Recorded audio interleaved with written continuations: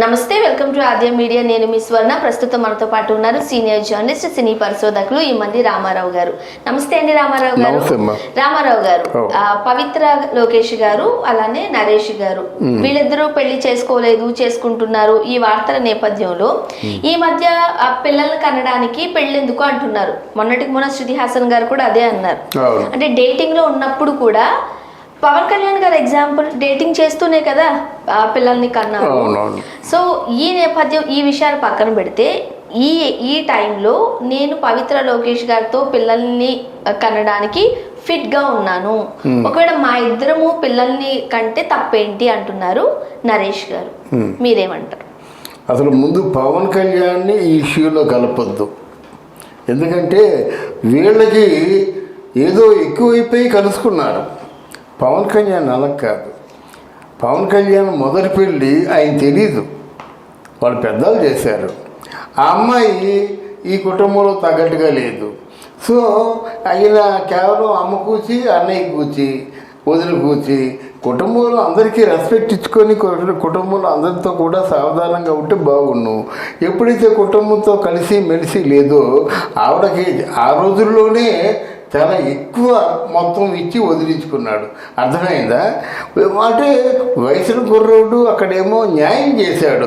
అమ్మాయి, నీకు నాకు విడాకులు తీసుకుంటున్నావు కనుక ఇక సంబంధాలు లేవు, నువ్వు జీవితాంతం హ్యాపీగా ఉండేలాగా ఇన్ని కోట్లు తీసుకొని ఇచ్చేశాడు. అయిపోయింది కదా, ఆ ప్రస్తావన వద్దు. ఇకపోయినట్టయితే మీరు నరేష్తో పోల్చారు కదా. నరేష్ మొదటి భార్య ఎవరు తెలిసినా హీరాలాల్ గారి కూతురు వెళ్ళిపోయింది. రెండో భార్య ఎవరు తెలిసినా దేవులపల్లి కృష్ణశాస్త్రి తాలూకు మనవరాలు వెళ్ళిపోయింది. వాళ్ళు వెళ్ళిపోయారా, ఈయన వదిలేశారా? లేదు, ఇద్దరికి అనుకూలంగా లేక వదిలేసుకున్నాడు ఆయన. అర్థమైందా? ఇంకా మూడో భార్య అంటే రమ్య రఘుపతి. మరి ఇద్దరు బిడ్డల్ని కన్నాడు. మొదటి భార్యకేమో ఒక్కొక్క ఇద్దరు బిడ్డలు కన్నాడు. ఇద్దరు అంటే ఈయన పిల్లలతో బాగా బిడ్డలు కట్టు సినిమాల్లో యాక్ట్ చేసుకుంటూ చాలా బాగా అమ్మకు తగ్గ కొడుకుగా అలాగే కృష్ణగారి సేవలు చేసుకుంటూ బతికాడు. మరి ఇప్పుడు పవిత్ర లోకేష్తో కలిసి ఉండడం, సహజీవనం చేయడం మరి చూసాం కదా. ఎంతమందిని వాళ్ళని మెచ్చుకున్నారు, ఎంతమంది వాళ్ళనేమో ఇంకో రకంగా వ్యాఖ్యానాలు చేశారు. బట్ ఏదేమైనప్పుడు కూడా చట్టరీత్యా అది మంచిది కాదు, ధర్మరీత్యా కరెక్ట్ కావచ్చు. అంటే చట్టం ఏంటంటే ఆ భార్యకేమో విడాకులు ఇవ్వకుండా, కోర్టు తెగదెంపులు చేయకుండా నాలుగో భార్యతో కలిసి ఉండడం మాత్రం తప్పు. ఇకపోతే సుప్రీంకోర్టు జడ్జిమెంట్ ఏమిటో తెలుసా అంటారు వీళ్ళు. పూర్తిగా ఆ సుప్రీంకోర్టు తాలూకు నామ్స్ అన్నీ చదివినట్టు సుప్రీంకోర్టు జడ్జిమెంట్ ఏంటంటే కొన్ని కేసులు అకారణంగా కేసులు బయలుదేరుతున్నాయి. ఏమీ లేకుండా ఆయన రేప్ చేశాడు అని మొదలుపెట్టింది. అంటే ఇలాంటి వాళ్ళు చాలామంది బానిసలైపోతున్నారమ్మా. ఒక ఆడవ్యక్తి తాలూకు ఆ గడుసుతనానికి మగవాళ్ళు బలైపోతున్నారు. అలాగే మగ వ్యక్తుల తాలూకు నక్కజిత్తుల తనానికి ఆడవాళ్ళు బలైపోతున్నారు. అప్పుడు చిన్న వెసులుబాటు ఇచ్చారన్నమాట. వన్స్ ఎప్పుడైతే if she wants a man or if he wants a women, there is no wrong. ఇద్దరూ ఒకరినొకరు పరస్పరంగా కోరుకున్నప్పుడు దెర్ ఇస్ నో రాంగ్. అక్కడ కేసులు అదంతా ఏమి లేదు, దానికి పోవాల్సిన అవసరం లేదని ఒక వెసులుబాటు కల్పించింది. అది ఎప్పుడు ఎట్ ది ఎక్స్ట్రీమ్ స్టేజ్. ఇద్దరూ ఒకరినొకరు కోరుకుంటున్నారు, దాంట్లో వేరేది రాంగ్ లేదు అనుకుంటే వీళ్ళిద్దరూ సహజీవనం చేస్తూ మాకు రాంగ్ లేదు అనుకుంటే ఎలాగవుతుంది? రాంగ్ లేకపోతే కోర్టు ఎందుకు కాల్ఫర్ చేస్తుంది? ఇట్లాంటి పరిస్థితుల్లో ఉంటుండగా ఇప్పుడు సినిమా చేశారు. సినిమా ఎంత తెలివిగా చేశారు. ఈ సినిమాలో ఏదో నరేష్ పవిత్ర చాలా అనుకూలంగా ఉన్నట్టు, చాలా పవిత్రంగా ఉన్నట్టు మన కొంతమంది జర్నలిస్టులు ఉన్నారు. ఆ ప్రశ్నలు వేస్తుంటే నాకు సిగ్గేస్తుంది. మీ అమ్మ మీ నాన్న వీళ్ళు నిజంగా మిమ్మల్ని ఊహించే ఈ పవిత్రని పేరు పెట్టారండి, ఎంత పవిత్రంగా ఉన్నారని అంటారు. జర్నలిస్ట్కి అదే దొరికిందా ప్రశ్న. నిజంగా మీ అంత అందగతులు సినిమా ఇండస్ట్రీలో ముఖ్యంగా టాలీవుడ్లో ఎవరూ లేరంటున్నారు జర్నలిస్టులు. ఇలాంటి ప్రశ్నలన్నీ విన్న తర్వాత నాకు కొంచెం జర్నలిజం అలా అయిపోయింది, ఏం చేస్తాం. అలాగే నరేష్ గారిని మీరు నిజంగా సినిమాలో యాక్ట్ చేస్తారు చూసారా, ఎంత బాగా చేశారండి యాక్టింగ్ అంటున్నారు. జర్నలిస్టులు కాకుండా భట్రాజుల్లా పొగుడుతున్నారు అన్నమాట. అంటే వీళ్ళు ప్రేరేపి ఎవరో జర్నలిస్ట్ అడిగారు అన్నమాట, మరి సరే ఇప్పుడు మీ ఇద్దరు సహజీవనం చేస్తుంటారు కదా, మరి ఇప్పుడు బిడ్డలకనే ఆలోచన ఉందా అని దాన్ని ఏదో కొంచెం సర్వే కొంచెం చాలా తెలివితేటలుగా దాన్నేమో ఆయన ప్రశ్ననేమో ఆయన కాపాడుకుంటూ, అంటే ఎందుకంటే మీది మామూలు ప్రేమ కాదు ఇది, అంటే అమితి మీ ప్రేమ కాదు, అసలైన సిసలైన ప్రేమ కనుక బిడ్డలకు అనే ఆలోచన ఉందంటే ఈయన జబ్బలు గచ్చాడు. ఈయన ఆవిడ నవ్వింది.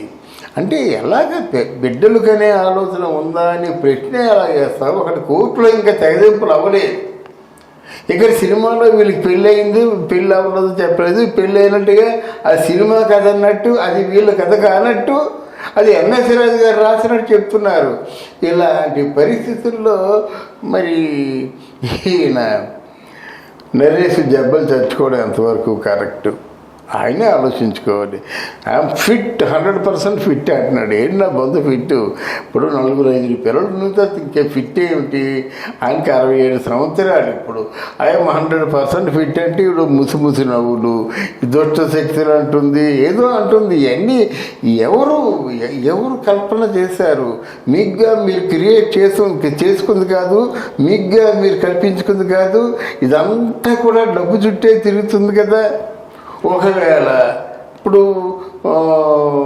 నరేష్ కానీ డబ్బులు ఏదో 10 లక్షలు 15 లక్షలు ఉంటే ఇంత వైభవంగా ఉండేదని పరిస్థితి. ఎంతమంది జర్నలిస్టులు వచ్చేవారా? ఎన్ని సినిమాలు 15 కోట్లు పెట్టి సినిమా తీసేవారా? తీరు కదా. ఆయనకేదో 100 కోట్లు 1000 కోట్లు ఉన్నాయి కనుక మరి నరేష్ భార్య అంటే నరేష్ అర్థంగా రేపు పొద్దున చెప్పబడినట్టయితే ఆ ప్రాపర్టీ అంతా నీదే కదా. అది ఇంకోటి ఉంటుంది. నరేష్ మామూలుగా చిల్లర మల్లగా కాకుండా కొడుకు వేసినట్టయితే ఆ కొడుకు మొత్తం రాసేస్తారు. ఏదో ఉంటుందన్నమాట. ఇట్లాంటి ఒక అవసరం లేని ఆలోచనలు, అవసరం లేని ఆశలు పెట్టుకుంటే ఇప్పుడు ఏమంటారంటే ఈయన 4వ పెళ్ళి చేసుకుంటున్నాడు, బాగానే ఉంది. ఇంకోటి చేసుకుంటాడు 4వ పెళ్ళి, ఇంకోటి చేసుకుంటాడు 4వ పెళ్ళి. వాళ్ళ జీవితాలు ఏమైపోతాయండి? అంతకుముందు పెళ్ళైన ఆ భార్యంతాలు జీవితాలు ఏమైపోతాయండి? వాళ్ళకి అన్నం ఎవరు పెడతారండి? వాళ్ళ తిండి ఎవరు పెడతారండి? వాళ్ళ భవిష్యత్తు ఎవరు చూస్తారండి? ఇప్పుడు నువ్వు డబ్బు ఉంది కాబట్టి సరిపోయిందండి. డబ్బు లేనుడికి ఒకడికి ఒక ఆలోచన వస్తుంది. నీకు ఒక ఎగ్జాంపుల్ చెప్తాను. బడి సాంబశివరావు అని చెప్పేసి నేను అన్ని సజీవమైనటువంటి ఎగ్జాంపుల్స్ చెప్తున్నాను, విను.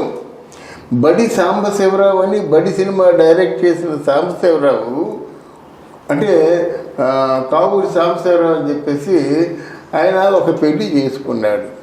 ఆయన కె విశ్వనాథ్ గారి దగ్గర అసోసియేట్ డైరెక్టర్గా ఉండేవాడు. అర్థమైందే. పెళ్లి చేసుకొని వాళ్ళ చెల్లినే ఇంకొక పెళ్లి చేసుకున్నాడు. అప్పటికే ఆయనకి ఒక 45-47 ఒక 50 సంవత్సరాలు అయిపోయాయి. ఈ 50 సంవత్సరాల్లోనూ ఒక రాణి అనేటువంటి ఒక ఆర్టిస్ట్ ఉండేది, కేవి చలం కూతురు, బంగారు తల్లిలా ఉండేది అన్నమాట. ఆ రాణిని నిన్ను ఆర్టిస్ట్గా పైకి తీసుకొస్తామని 3వ పెళ్లి చేసుకున్నాడు. ఈ ముగ్గురు నిజంగా బ్రతుకు తెరువు కోసం బయటికి వెళ్ళిపోయి పని చేసుకుంటూ వచ్చి ఆయన్ని పోషించేవారు. నీకు అర్థమైందా? ఈ రాణి వెళ్ళి నేను వేషాలు వేస్తానంటే అన్నీ ఒక చండాలమైన వేషాలు ఇచ్చి ఓ 1000 రూపాయలు. ఆ 1000 రూపాయలు ఎలా వస్తాయి అంటే వాళ్ళ బంగారు తల్లి మంచి మంచి వేషాలు వేసినటువంటి రాణి పెళ్లి చేసుకోగానే ఒక 10 రూపాయలకి కొరగాకుండా పోయింది. ఆ భార్యలు కూడా అలాగే చచ్చిపోయినారు, రోగిష్ఠులు అయిపోయి. ముగ్గురు చచ్చిపోయారు, తర్వాత ఆయన చచ్చిపోయాడు అన్నమాట. ఇట్లాంటి దారుణాలు జరుగుతాయన్నమాట. కనుక మనం అనాలోచితంగా ఏ పని చేయకూడదు.